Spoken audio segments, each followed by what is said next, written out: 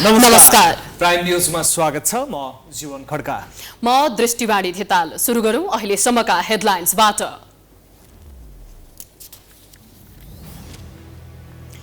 संसदीय व्यवस्थाको 64 वर्ष। संसद जनउत्तरदायी नभएकोमा चिन्ता, दल एवं नेताकै गैर जिम्मेवारीका कारण नागरिकमा निराशा। सच्चिन दलहरूलाई चौतर्फी दबाव।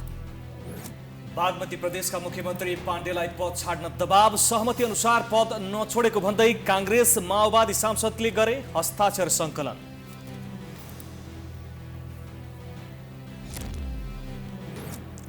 निजगढ विमानस्थलबारे सर्वोच्चको फैसलाले झन अन्यल। बनाउन मिल्ने कि नमिल्ने भन्नेमा फरक व्याख्या। प्राधिकरणको बुझाइ, निर्माणका लागि बाटो खुल्यो।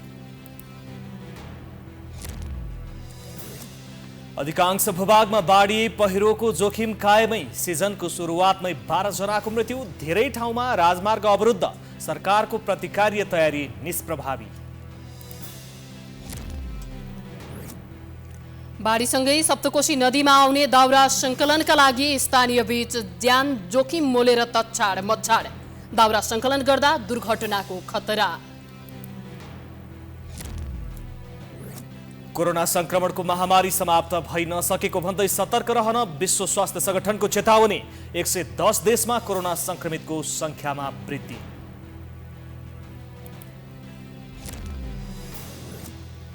र भारत र इङ्ल्यान्ड बीचको टेस्ट शुक्रबार सुरु हुँदै भारतका रोहित शर्मालाई कोरोना संक्रमण भएपछि कप्तानको जिम्मेवारी जसप्रीत बुमराहलाई।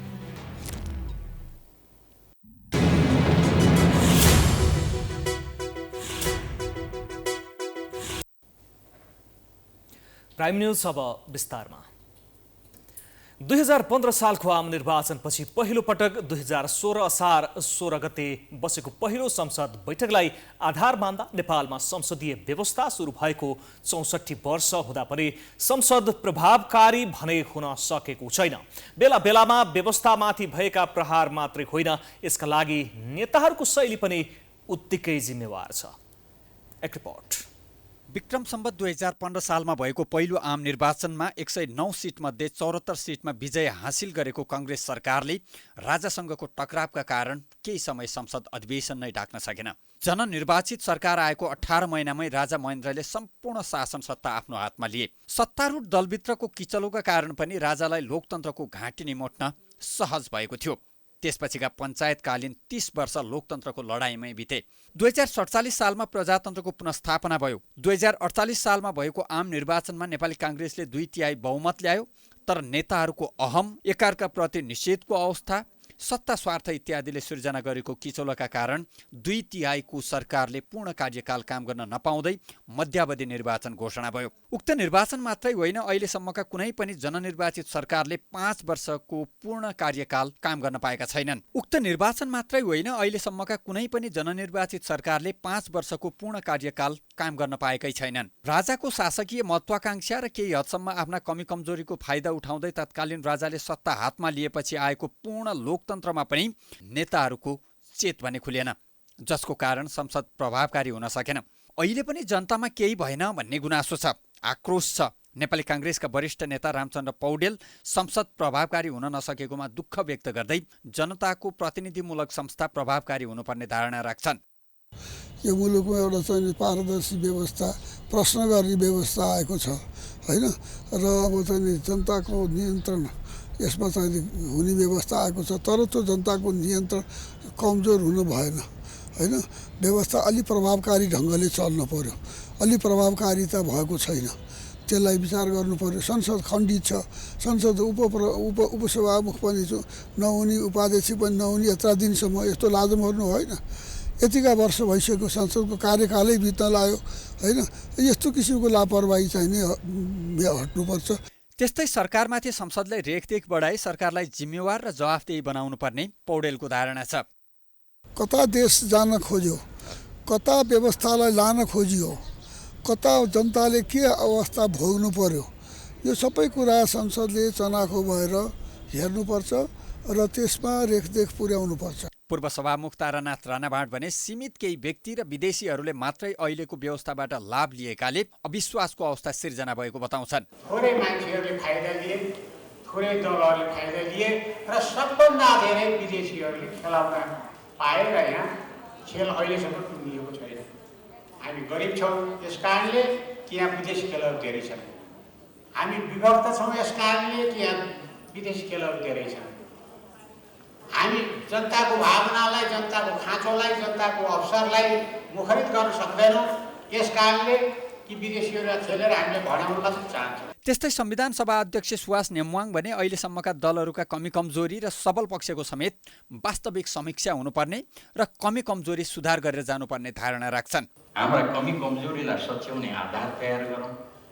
जे हाम्रा राम्रा सबल पक्षहरू छन् त्यसलाई बलियो बनाउँदै अगाडि बढौँ। त्यसो भयो भने संसद दिवस मनाउनुको सार्थकता हुन्छ जस्तो मलाई लाग्छ। होइन भने औपचारिकता मात्रै हुन्छ। बेला बेलामा नेताहरू आत्मसमीक्षा पनि गर्छन्, कमी कमजोरी स्वीकार पनि गर्छन् र अब सुधारिएर जाने प्रतिबद्धता पनि गर्छन्। तर सत्तामा पुगेपछि आफ्ना सबै पुराना वाचा र प्रतिबद्धता तथा लोकतन्त्रप्रतिको आस्था सबै बिर्सिएर व्यक्तिगत, गुटगत, पार्टीगत स्वार्थमा मात्रै केन्द्रित हुने भएकाले अहिलेको अवस्था सिर्जना भएको सबै स्वीकार गर्छन्। तर सुधारको थालनी गर्न भने तत्पर देखिँदैनन्। नेपालको संसदीय इतिहासमा अहिलेसम्म बनेका प्राय संसदले आफ्नो कार्यकाल पूरा गर्न सकेका छैनन्, जसका कारण देश राजनीतिक अस्थिरताको शिकार भइरहेको छ। एक रिपोर्ट। संसदीय इतिहासलाई फर्केर हेर्दा 2015 सालमा पहिलो पटक सम्पन्न भएको प्रतिनिधि सभा निर्वाचन पश्चात नेपालमा संसद स्थापना भएको थियो। यो संसद कार्यकाल पूरा हुन नपाउँदै विघटन भएको थियो। त्यस पश्चात नेपालमा लामो समय पञ्चायती शासन चलेको थियो।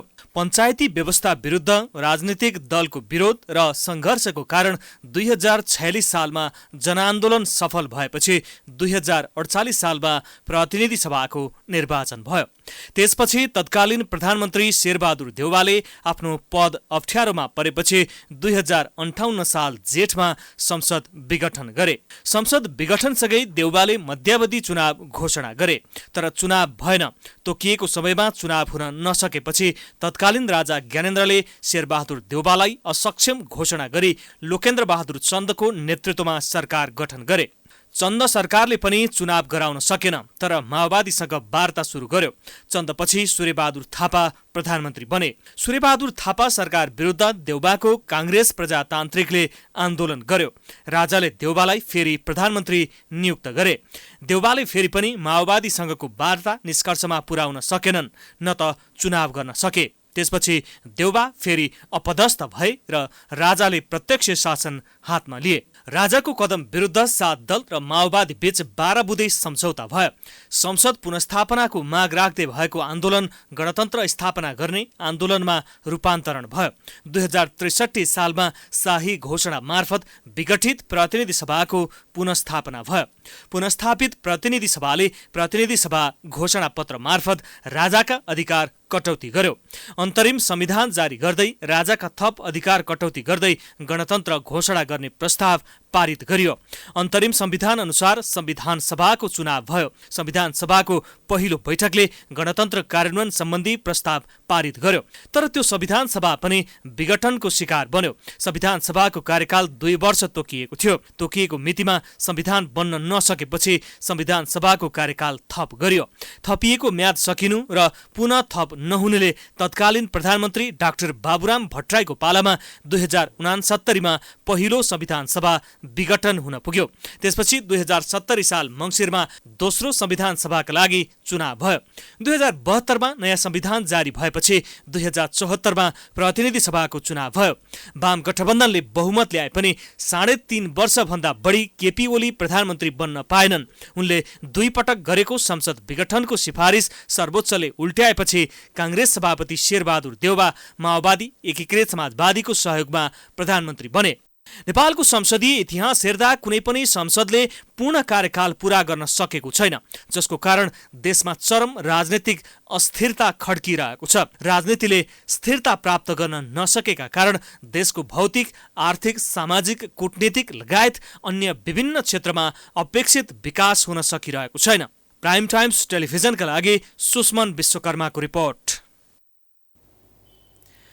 प्रधानमन्त्री शेरबहादुर देउवाले प्रतिनिधि सभा र प्रदेशसभाको निर्वाचन समयमै सम्पन्न गर्न सरकार प्रतिबद्ध रहेको बताएका छन्। 64औं संसद दिवसको अवसरमा पूर्व सांसद मञ्चले बिहिबार संघीय संसद भवन नयाँ बानेश्वरमा आयोजना गरेको कार्यक्रममा प्रधानमन्त्री देउवाले लोकतान्त्रिक गणतन्त्रात्मक संसदीय शासन प्रणालीलाई बलियो बनाउन आवधिक निर्वाचनले महत्त्वपूर्ण भूमिका खेल्ने भन्दै निर्वाचन समयमै गरिने बताएका हुन्। प्रधानमन्त्री देउवाले मुलुकको शासन प्रणालीलाई बलियो बनाउँदै विकासको गतिमा अघि बढाउन सबैले भूमिका खेल्नुपर्ने धारणा राखे। उनले संसद र संसदीय समितिको निर्णयहरूलाई सरकारले प्राथमिकताका साथ कार्यान्वयन गर्ने स्पष्ट पारेका छन्। अहिले हामी संघीय लोकतान्त्रिक गणतन्त्रात्मक शासन व्यवस्थाको माध्यमद्वारा मुलुकमा दिगो शान्ति र सुशासन कायम गर्दै विकासको गतिमा अगाडि बढाइरहेका छौँ। संघीय संसद, संसदीय समितिहरू, सांसदको महत्त्वपूर्ण सुझाव तथा निर्णयहरूलाई सरकारले प्राथमिकताका साथ कार्यान्वयन गर्दैछ भन्ने विश्वास दिएको छु। कार्यक्रममा पूर्व प्रधानमन्त्री एवं नेकपा एकीकृत समाजवादीका नेता झलनाथ खनालले 2/3 मत प्राप्त सरकारले अपेक्षित काम गर्न नसकेको कारण जनतामा निराशा छाएको बताए। उनले देशको सामाजिक, आर्थिक तथा सांस्कृतिक रूपान्तरणका लागि संसदलाई सम्मानजनक ढङ्गका साथ अघि बढाउनु पर्ने जिकिर गरे। सरकारबाट जे अपेक्षा गरिएको थियो, यो देशमा अब भूमि सुधारको कार्यक्रम लागू होला, यो देशमा अब कृषि क्रान्ति लागू होला, कृषिलाई आधुनिकीकरण गरिएला, यान्त्रिकीकरण गरिएला, साथसाथै अब सामूहिकीकरणतर्फ लगिएला। तर माछो माछो माछो माछो भ्याकुन्थो भएर केही पनि भयो, एउटा उद्योग पनि बनेन, अगाडि बढेन, अनि जनतामा अहिले निराशा छाउन थाल्यो। त्यस्तै कांग्रेसका वरिष्ठ नेता रामचन्द्र पौडेलले संसदीय प्रणालीलाई इमानदारीपूर्वक बलियो बनाउन सबै गम्भीर हुनुपर्ने बताए। उनले सांसदहरूले आफ्नो संसदको दायित्व निर्वाह गर्नुपर्ने समेत बताए। यो प्रणालीलाई हामीले चाहिँ ठिक ढङ्गले इमान्दार भएर हामी चलाऊ। संसदमा रहेकाले पनि सांसदको जिम्मेवार दायित्व निभाउनु पर्यो। हाजिर मात्रै गरेर चाहिँ सांसदको दायित्व हुँदैन। यहाँ आएर चाहिँ यहाँ पनि बाहिर सही गर्यो, अनि एकैछिन यसो देखियो, अनि त्यसपछि हिँडिदियो, यसरी चाहिँ संसदको दायित्व हुँदैन। सांसदहरूले सबभन्दा पहिले सांसदहरूले आफ्नो संसदको दायित्व निर्वाह गर्नुपर्छ। सबैले आफ्नो ड्युटी पुरा गर्नुपर्छ। अनि मन्त्रीले पनि संसदप्रति एकाउन्टेबिलिटी, राज्य सरकारले पनि उत्तरदायी हुनु पर्यो। कार्यक्रममा कानुन मन्त्री गोविन्द शर्मा कोइरालाले संसदलाई मर्यादित बनाउनका लागि सांसदहरूको भूमिका महत्त्वपूर्ण हुने बताए।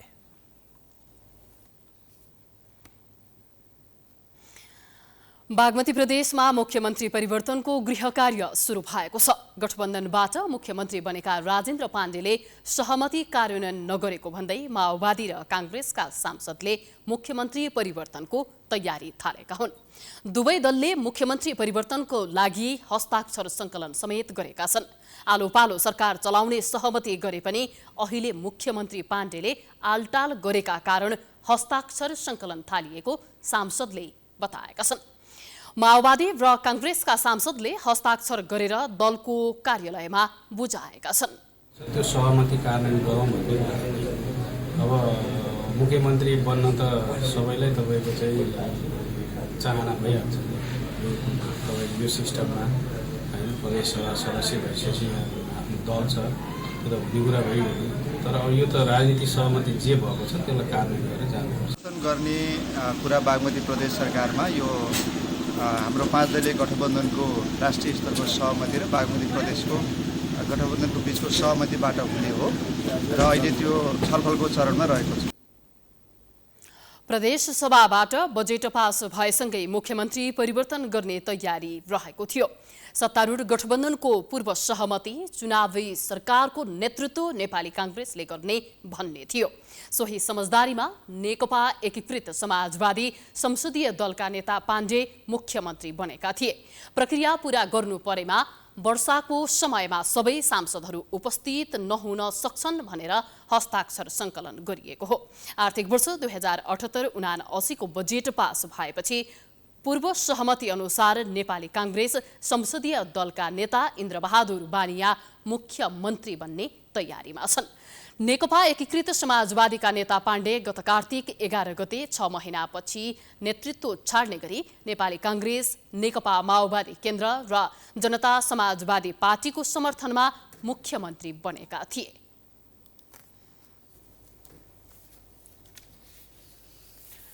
निजगढ अन्तर्राष्ट्रिय विमानस्थल निर्माणको सम्बन्धमा 1 महिना अघि सर्वोच्चले गरेको फैसलाको पूर्ण पाठ आइसकी विभिन्न प्रश्न उब्जिएको छ।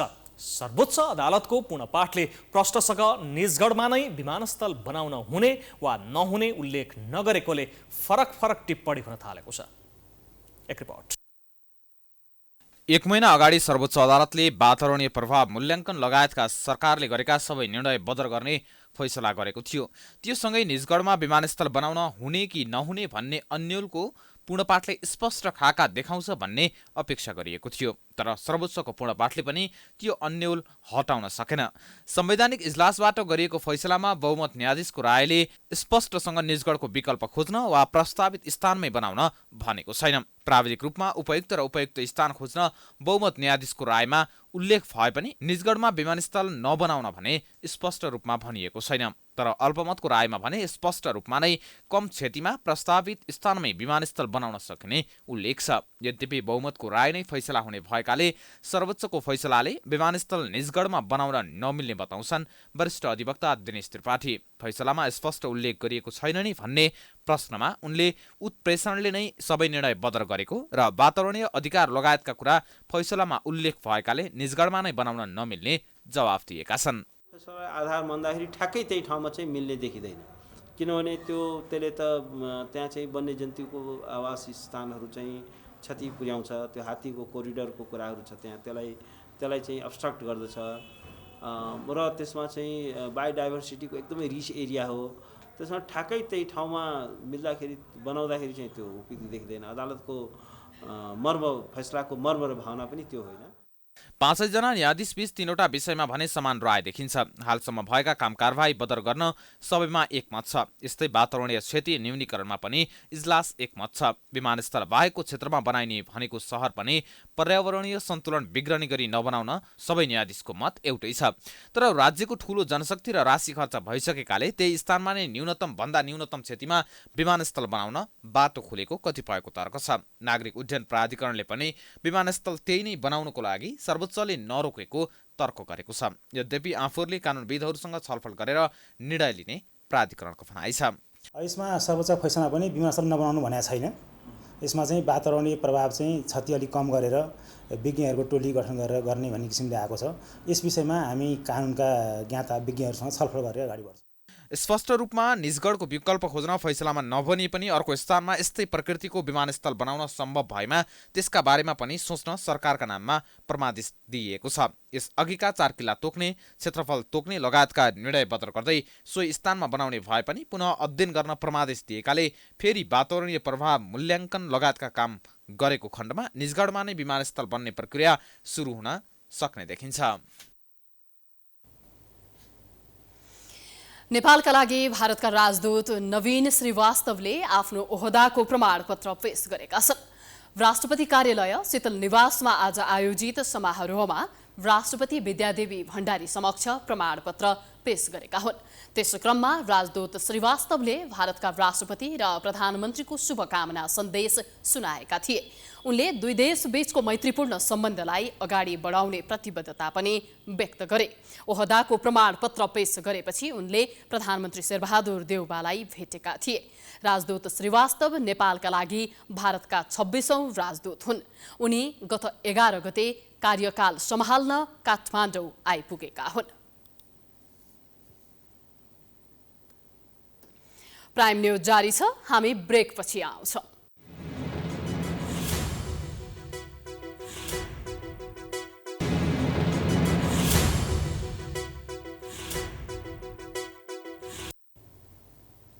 ब्रेकपछि पुनः स्वागत छ। अब बाँकी न्यूज।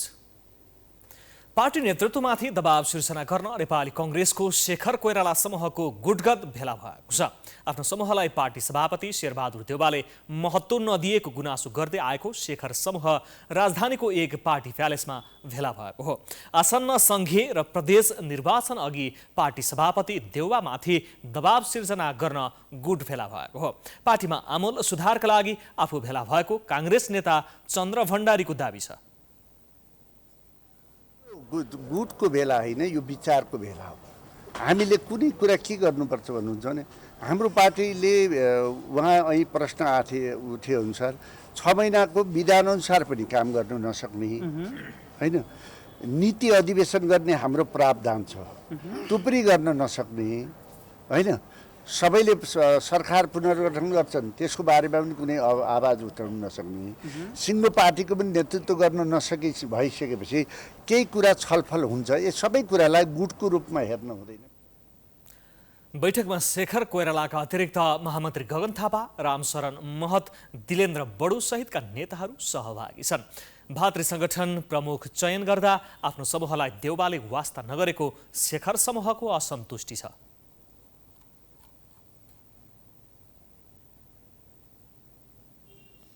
अर्थमन्त्री जनार्दन शर्माले बजेट निर्माणका बेला आफ्ना मान्छेलाई जथाभावी प्रयोग गरेको आरोप लगाएको एमाले अझै पनि प्रश्न गरिरहेको छ। अर्थ मन्त्रालयको बजेट निर्माणको अन्तिम समयमा करको दरमा हेरफेर गर्न अनाधिकृत मान्छेलाई अनुमति दिएको गम्भीर गल्ती गरेको एमालेको ठहर छ। उक्त दिनको सीसीटीभी फुटेजको अनुसन्धान गर्न एमाले माग गरिरहेको छ। एक रिपोर्ट। व्यक्तिलाई मन्त्रालयमा प्रवेश दिएको विषयमा अर्थमन्त्री जनार्दन शर्माको चौतर्फी आलोचना भयो। विशेष गरी एमाले त अर्थमन्त्रीको राजीनामा नै मागिरहेको छ। बजेट निर्माण गर्दा अनधिकृत व्यक्तिसँग साटगाँठ गरी निश्चित व्यक्ति र संस्थालाई लाभ पुग्ने हिसाबले राजस्वको दरहरू परिवर्तन गरिएको भन्दै अर्थमन्त्री शर्माको राजीनामा मागेको हो। बजेट सार्वजनिक हुनु अघिल्लो रात मन्त्रालयमै अनधिकृत मान्छे प्रवेश गराएर करको दर हेरफेर गरेको आरोप अर्थमन्त्रीमाथि लागेको हो। एमाले उक्त समयको सीसीटीभी फुटेज सार्वजनिक गर्न माग गरिरहेको छ। बिहिबार पनि नेकपा एमालेका संसदीय दलका उपनेता तथा उक्त पार्टीका उपाध्यक्ष सुभाष नेमाङले करका दर परिवर्तन गर्दा अनाधिकृत व्यक्ति अर्थ मन्त्रालयमा प्रवेश गरेको विषयमा सीसीटीभी फुटेज हेरेर सरकारले स्पष्ट पार्नुपर्ने बताए। अनाधिकृत व्यक्ति गएर करको दायरा हेरफेर गरेको विषयमा प्रतिपक्षले सदनमा आवाज उठाइरहेको भन्दै यस विषयमा सीसीटीभी फुटेज हेरेर सरकारले जवाफ दिनुपर्ने नेमाङको माग रहेको छ। बजेट बनाउँदाको क्रममा अनधिकृत मानिसहरू अर्थ मन्त्रालय प्रवेश गर्यो भन्ने प्रश्न उठ्यो संसदमा। अर्थमन्त्रीजीले होइन भन्नुभयो। प्रधानमन्त्रीजीले सभामुखजीले एकजना प्रमुख प्रतिपक्षको प्रतिनिधि राख्नुहोस्, 3 जनाले बालटारमै बसेर अथवा प्रधानमन्त्री कार्यालयमा बसेर अर्थ मन्त्रालयको फुटेज हेरिदिनुहोस् न 24 घण्टाको। त्यो फुटेज हेर्नुहोस्, तपाईँहरूले फुटेज हेरेर ल त्यहाँ त तपाईँहरूले भनेको जस्तो त देखिएन त भनिदिनुहोस्, त्यही मान्छौँ हामी। यता अर्थमन्त्री शर्माले भने एमालेको मागलाई ठाडै अस्वीकार गर्दै आएका छन्। संसदबाट अर्थमन्त्रीले पटक पटक आफूले गल्ती नगरेको, अधिकारको मात्रै प्रयोग गरेको बताउँदै आएका छन्। गत 5 गते प्राइम टाइम्स टेलिभिजनको कार्यक्रम जनता जान्न चाहन्छनमा ऋषि धमलाले यस विषयमा प्रश्न गर्दा शर्माले एमालेलाई कडा जवाफ फर्काएका थिए। उनले बजेट निर्माणका क्रममा आफूबाट कुनै गल्ती नभएको दावी गर्दै सीसीटीभी फुटेज माग्ने एमाले को हो भनी प्रति प्रश्न गरेका थिए। सीसी क्यामेरा हेर्ने ती को हुन्? सरकारले हेर्ला नि त आवश्यक परे। एमाले सीसी क्यामेरा हेर्छ, एमाले सीसी क्यामेरा हेर्न चाहँदैमा हेर्न दिनुपर्छ भन्ने के छ? त्यो त मैले गरेर निर्णय हो र त्यो हैन। तपाईले गल्ती नगरेको भए के हुन्छ? हैन मैले गल्ती हैन, हेर्नेले हेरुन् न, हेर्नेले हेरुन् न, मैले रोकेको छु। शर्माले यस्तो जवाफ दिएपछि रुष्ट बनेको एमालेका सांसदहरूले प्रतिनिधि सभामा आपत्ति जनाएका थिए। बजेट निर्माण गर्दा अनाधिकृत व्यक्तिसँग साटगाँठ गरी निश्चित व्यक्ति र संस्थालाई लाभ पुग्ने हिसाबले राजस्वको दरहरू परिवर्तन गरिएको भन्दै अर्थमन्त्री शर्माको चौतर्फी आलोचना भइरहँदा पनि सत्तारूढ दलले मुख खोलेका छैनन्। नेपालमा वर्षेनी बाढी पहिरोको जोखिम नियमित जस्तो बनिसकेको छ, तर सरकारले विपद जोखिम क्षेत्रहरूको पहिचान नगर्दा प्रत्येक वर्ष विपद जोखिममा कमी आउन सकेको छैन। त्यसैले त वर्षेनी बाढी पहिरोको कहर उस्तै रहेको छ। बाढी पहिरोबाट मानवीय र भौतिक क्षति घटेको छैन। यो वर्ष मनसुन सुरु भए यता मात्रै 12 जनाको मृत्यु भइसकेको छ। एक रिपोर्ट। हरेक वर्ष बाढी र पहिरोले बस्ती बगाउँछ, हजारौंलाई विस्थापित गर्छ र ठूलो मात्रामा धनजनको क्षति हुने गर्छ। तर यस्ता विपद आउनु अगावै सरकारले बनाउने योजना र पूर्व तयारी प्रभावकारी नहुँदा विपद जोखिमका घटना वर्षौनी बढ्दो छ। यो वर्ष मात्रै बाढी पहिरोको कारण 12 जनाको मृत्यु भइसकेको छ। 17 जना घाइते भएका छन्। 52 घर पूर्ण रूपमा र 55 घर आंशिक रूपमा क्षति भएका छन्। अहिलेसम्म 2356 जना व्यक्तिलाई सुरक्षित स्थानमा सारिएको विपद जोखिम न्यूनीकरण तथा व्यवस्थापन प्राधिकरणले जनाएको छ। प्राधिकरणले अझै पनि तराईका 23 स्थानमा डुबान र पहाड़का 23 स्थानमा पहिरोको उच्च जोखिम रहेको जनाएको छ। तर यी स्थानबाट नागरिकहरूका लागि बस्ती स्थानान्तरण गर्ने तयारी भने गरिएको छैन। अब त्यत्रो ठुलो एकदमै भयावह जोखिमको अवस्था अहिलेसम्म हामीलाई जानकारी आइसकेको छैन। तर अब हामी वर्षौँदेखि चाहिँ त्यही जोखिममै रमाउने बानी भइसकेका छौँ। कतिपय जोखिमको संवेदनशीलतालाई हामीले अझै नबुझेको कारणले गर्दाखेरि उहाँहरूलाई तत्कालै उहाँहरूको ठाउँ जोखिम छ, तपाईँहरू सर अर्को ठाउँमा जानुहोस् भन्दाखेरि पनि उहाँहरूको जीविकोपार्जनको कुरा विषयवस्तु छ, सहज त्यस्तो सहज छैन। तथापि पनि हामीले तत्कालीन अल्पकालीन रूपमा 1-2 दिनै ठुलो कुनै जोखिम आउन आँट्यो भने स्थानीय सुरक्षाकर्मीहरू, जिल्ला प्रशासन कार्यालय, प्रमुख जिल्ला अधिकारीज्यू, स्थानीय विपद व्यवस्थापन समिति सबैको सहकार्यमा त्यो सुरक्षित ठाउँमा लग्ने कार्य गरि नै राखेका छौँ। हुन्छ त्यो काम। अहिलेसम्म कुनै पनि जिल्ला अथवा स्थानीय तहलाई संकटग्रस्त क्षेत्र घोषणा गरिएको छैन। तर जोखिम मानिएका सबै जिल्लामा सम्बन्धित जिल्ला विपद जोखिम व्यवस्थापन समिति तथा प्रमुख जिल्ला अधिकारीहरूको संयोजकत्वमा जानकारी दिने तथा आवश्यक तयारीका लागि केन्द्र र स्थानीय तह लागि परेको प्राधिकरणको दाबी छ। साथै व्यवस्थित रूपमा प्रतिकार्यको कामलाई अगाडि बढाउनका लागि राष्ट्रिय कार्ययोजना अनुसार त्यसको प्रभावकारी कार्यान्वयन सुरु भएको प्राधिकरणको भनाइ छ। त्यसका लागि सम्पूर्ण सुरक्षा निकाय, सम्बन्धित मन्त्रालय, प्रदेश तथा स्थानीय सरकार क्रियाशील रहेको प्राधिकरणको दाबी छ। मनसुन सुरु भइसकेपछि अझ यो विशेष 2-3 दिनको मनसुनको अवधिमा हामीले धेरै अधिकांश प्रभावित जिल्लाका प्रमुख जिल्ला अधिकारीज्यूहरूसँग सम्पर्क गरेका छौँ। उहाँहरूको वस्तुस्थितिको बारेमा जानकारी लिएका छौँ र तहाँबाटै गर्न सक्ने कुराहरू त्यहीँबाट चाहिँ आवश्यक व्यवस्थापन मिलाउने र त्यहाँबाट व्यवस्थापन मिलाउन नसक्ने कुराहरू चाहिँ केन्द्रमा लेखेर पठाउने भन्ने कुराहरूको पनि उहाँसँग समन्वय भइरहेको छ। र विशेष गरी गृह मन्त्रालयको यो विपद व्यवस्थापन महाशाखा प्रमुखको संयोजकत्वमा रहेको मनसुन प्रतिकार्य कमान्ड टोली क्रियाशील रहेको छ।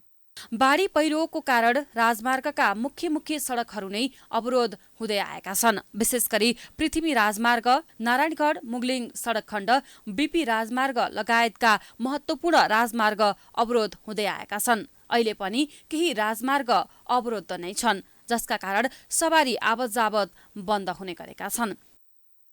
तराईमा नदीनालामा तटबन्धका लागि बाढीको कहर आउनु अघि गर्नुपर्ने काममा दीर्घकालीन योजना नहुनु र बाढी पहिरोको उच्च जोखिम रहेको पहाडी जिल्लाका क्षेत्रका बस्तीलाई बस्ती स्थानान्तरणको काम गर्नुपर्ने देखिन्छ। तर राज्य यस्ता विषयमा अझै संवेदनशील हुन सकेको छैन। वर्षा सुरु भएसँगै कोशी नदीमा आउने बाढीका कारण तटीय क्षेत्रका बासिन्दाले हरेक वर्ष शास्ति बेहोर्नुपर्छ। कोशी नदीको बाढी कसैका लागि पीडा र चिन्ताको विषय बन्छ भने कतिपयका लागि आम्दानीको स्रोत बन्ने गरेको छ। बाढीसँगै बगेर आउने काठ तथा दाउरा सङ्कलन गरी स्थानीयले आय आर्जन समेत गर्ने गरेका छन्। एक रिपोर्ट। वर्षायाम सुरु भएसँगै ज्यानको कुनै प्रवाह नगरी कोशीमा बाढीले बगाएर ल्याएका दाउरा सङ्कलन गर्न स्थानीयलाई यति बेला भ्याइ नभ्याइ छ। घरमा आर्थिक अभावका कारण दाउरा सङ्कलनका लागि उनीहरू वर्षौंदेखि जोखिम मोल्दै आएका छन्। कोशी ब्यारेजमा खोलिएका ढोकामाथि दैनिक उनीहरू लट्ठीमा भाला उनेर आफैले बनाएको घरेलु औजारको सहायताले बाढीमा बगाएर ल्याएको दाउरा निकाल्दै आएका छन्। सप्तकोशी नदीमा बगिरहेको पानीको बहावको प्रवाह नगरी काठ दाउरा निकाल्नका लागि तछाड मछाड गर्ने गरेका छन्।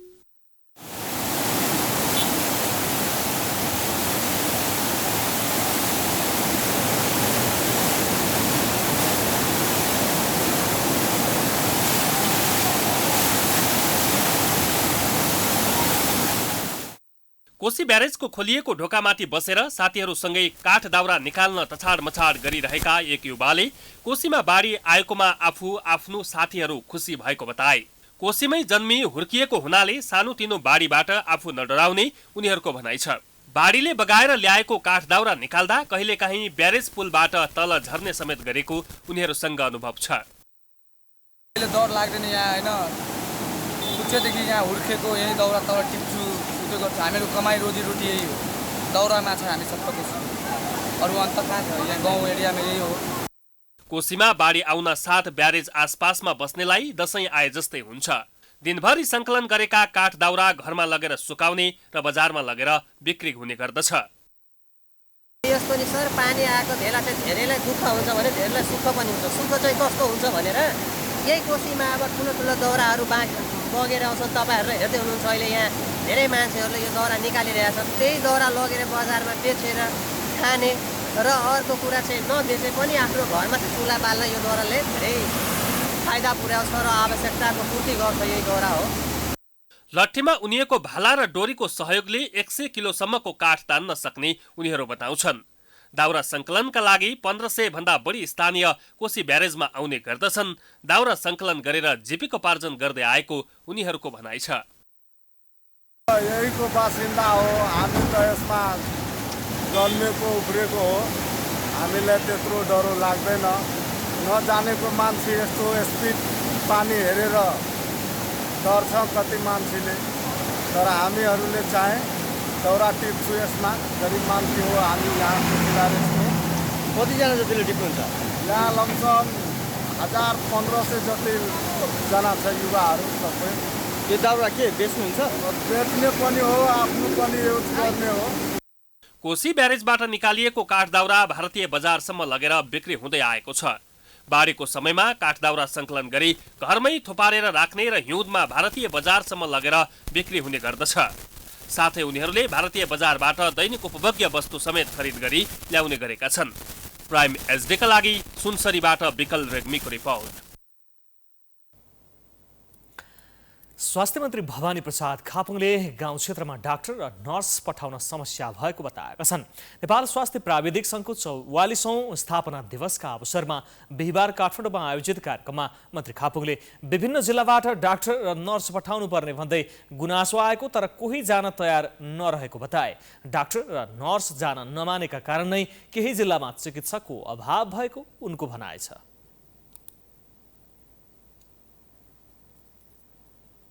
म स्वास्थ्य मन्त्रीमा नियुक्त भएको 2 दिन मात्रै हुँदैछ। यो 2 दिनको अवधिमा धेरै मान्छे विभिन्न जिल्लाबाट डाक्टर पठाइदिनु पर्यो भनेर आउनु भएको छ। मेरो समस्या यहाँलाई राखेँ है। नर्स पठाइदिनु पर्यो, दरबन्दी यति छ भनेर आउनुहुन्छ। कोही जान तयार हुनुहुन्न। अनि हामीले धेरै अभ्यास पनि गरेका छौँ। हामी गाउँ क्षेत्रमा डाक्टर पठाउनै सक्दैनौँ, नर्स पठाउन सक्दैनौँ। उनले सरकारले पठाएको जुनसुकै स्थानमा पनि जानका लागि चिकित्सकहरूले मानसिकता बनाउनु पर्ने धारणा राखे। मन्त्री खापुङले समायोजनका विषयमा पनि कर्मचारीहरूबाट अनेक समस्या आएको उल्लेख गरे।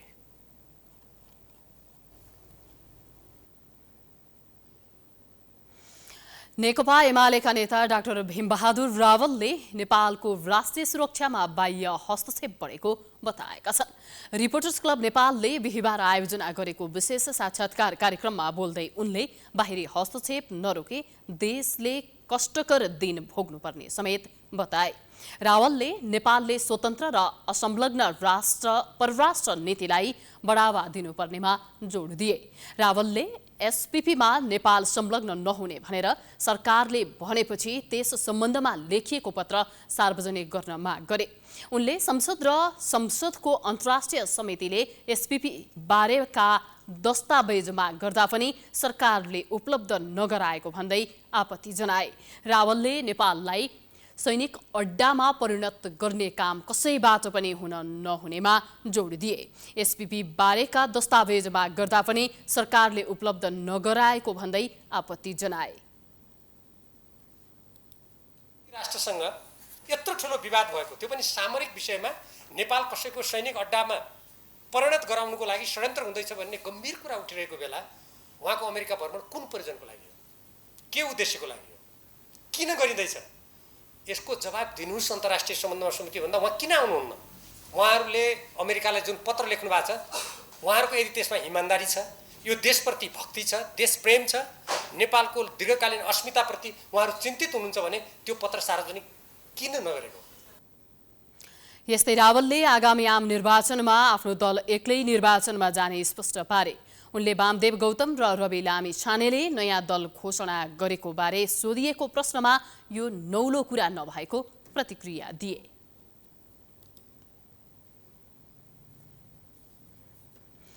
न्यूज जारी छ, हामी ब्रेकपछि आउँछौँ।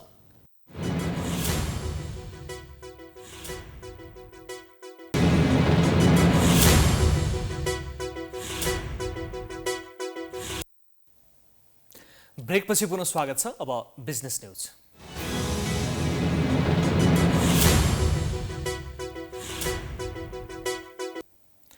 नेपाल स्टक एक्सचेन्ज नेप्से बिहिबार उच्च अङ्कले वृद्धि भएको छ। आज नेप्से 74.93 अङ्कले बढेर 2037.64 बिन्दुमा पुगेको हो। बुधबार पनि नेप्से 41.39 अङ्कले बढेर 1962.71 बिन्दुमा पुगेर बन्द भएको थियो। यस्तै बिहिबार कारोबार रकममा पनि वृद्धि भएको छ। आज नेप्सेमा 2 अर्ब 45 करोड 46 लाख रुपियाँ बराबरको कारोबार भएको छ। बुधबार नेप्सेमा 1 अर्ब 43 करोड 14 लाख रुपियाँ बराबरको कारोबार भएको थियो। बिहिबार कारोबार भएका 181 कम्पनीको सेयर मूल्य बढेको छ भने 9 कम्पनीको सेयर मूल्य घटेको छ। यसमध्ये 15 कम्पनीको सेयर मूल्यमा उच्च वृद्धि भएको छ। अब इन्टरनेसनल न्यूज।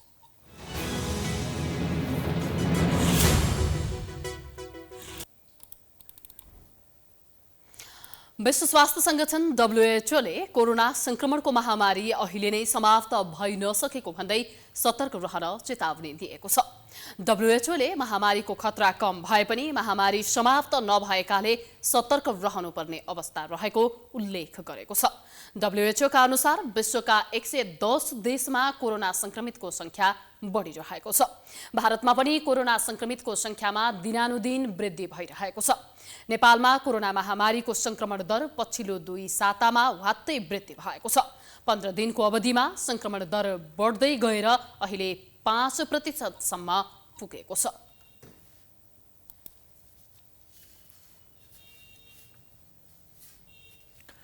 अब स्पोर्ट्स न्यूज।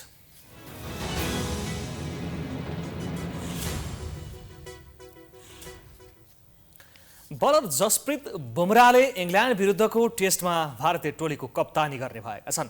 कोभिड-19 को संक्रमणको कारण कप्तान रोहित शर्मा अनुपस्थित हुने भएपछि बुमराले इंग्ल्यान्ड विरुद्ध कप्तानी गर्ने भएका हुन्। बुमराले पहिलो पटक कुनै पनि टिमको कप्तानी गर्न लागेका हुन्। यस्तै 1986 पछि पहिलो पटक भारतीय टोलीको कप्तानी तीव्र गतिका बलरले गर्न लागेको हो। कपिल देवले 1986 को सेप्टेम्बरमा अन्तिम पटक भारतका लागि टेस्ट क्रिकेटमा कप्तानी गरेका थिए। भारत र इंग्ल्यान्ड बीचको टेस्ट शुक्रबार सुरु हुनेछ।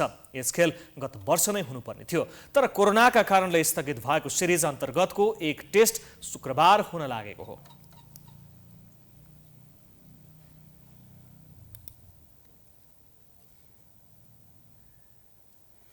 हामी प्राइम न्यूजको अन्त्यमा आइपुगेका छौं। जाँदा जाँदै हेडलाइन्स पुनः एकपटक। संसदीय व्यवस्थाको 64 वर्ष संसद जनउत्तरदायी नभएकोमा चिन्ता। दल एवं नेता गैर जिम्मेवारीका कारण नागरिकमा निराशा। सच्चिन दलहरूलाई चौतर्फी दबाव। बागमती प्रदेशका मुख्यमन्त्री पाण्डेलाई पद छाड्न दबाव। सहमति अनुसार पद नछाडेको भन्दै कांग्रेस माओवादी सांसदले गरे हस्ताक्षर संकलन।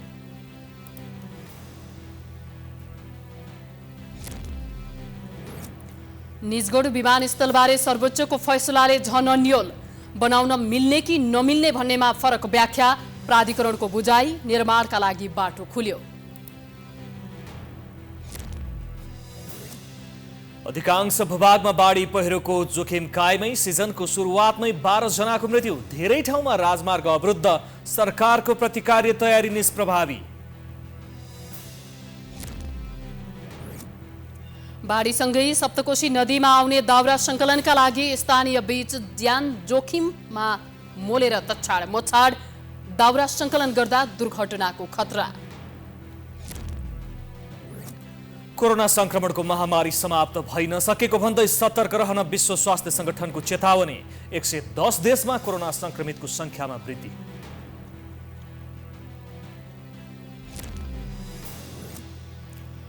र भारत र इङ्ल्यान्ड बीचको टेस्ट शुक्रबार सुरु हुँदै भारतका रोहित शर्मालाई कोरोना संक्रमण भएपछि कप्तानको जिम्मेवारी जसप्रीत बुमराहलाई। प्राइम न्यूज अहिलेलाई सकियो।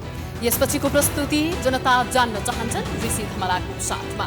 हेर्दै गर्नुहोला प्राइम टाइम्स एसडी। नमस्कार।